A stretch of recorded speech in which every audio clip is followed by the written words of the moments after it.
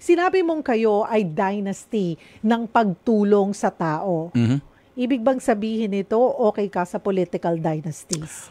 Well, liwanagin natin, sana ilabas na ng mga mambabatas natin yung sinasabing anti-dynasty bill. Okay. Kung ako tatanungin mo, hindi ako pabor. Kumbaga, kontra ako dyan sa sinasabing anti-dynasty. No. Pabor ako sa, pabor ako dyan. Okay? Kasi pag sinabi mo yung dynasty, hindi maganda pakinggan eh. Which means,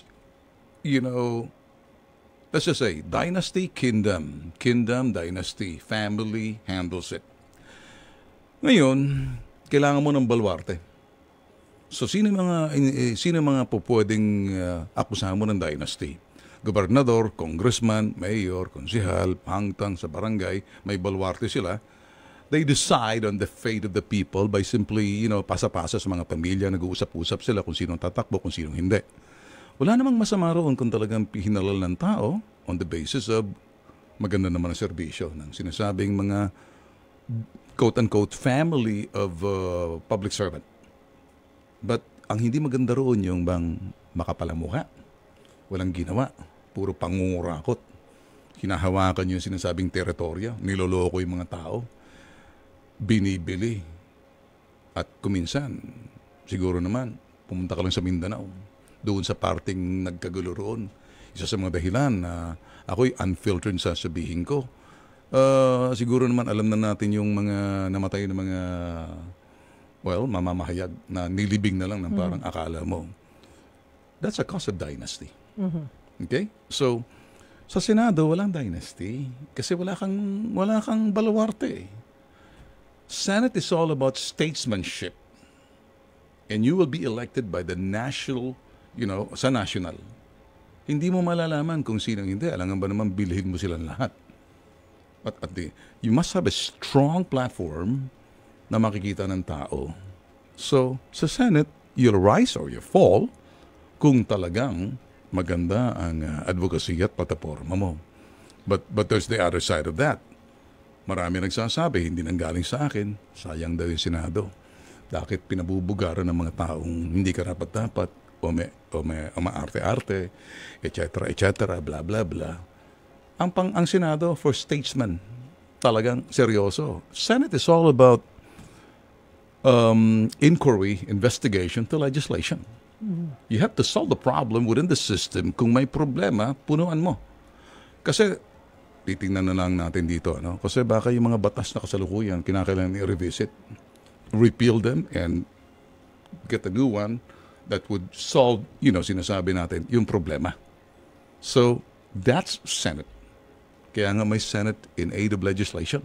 So, kung magkaroon ng T3 sa Senado, hindi mo kinukonsidera yon na may dynasty kayo? Wala, hindi naman kami pwedeng dynasty dahil hindi naman kami gobernador, congressman, mayor. Inelect kami sa pamamagitan national. Well, wala kaming baluarte.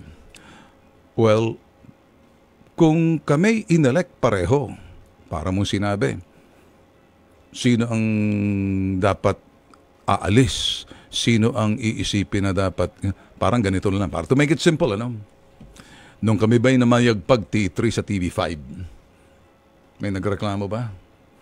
Pabor sa tao. Pag ang T3 naman, pumasok sa Senado, pabor sa tao, basta't magserbisyo ka ng tama, punuan mo pangangailangan. You have to, fill the needs of others by putting right laws. Study it because it's a solution that will be, yung sinasabing the laws that will be used by the executive department. Paano magiging siste sa T3 kung magka-T3 sa Senado? Pareho kayo ni Senator Raffy na independent. Pag pumasok din si Kong Erwin, kasama siya sa administrasyon. Makikita ba natin na, kahit naman po mga kapatid sa T3, may kanya-kanya po silang opinyong magkakapatid. Oo. At yun ay nagre-respetuhan sila ng kahit magkakaiba po ang kanilang ang kanilang paniniwala. Okay, ang sa Senado kasi,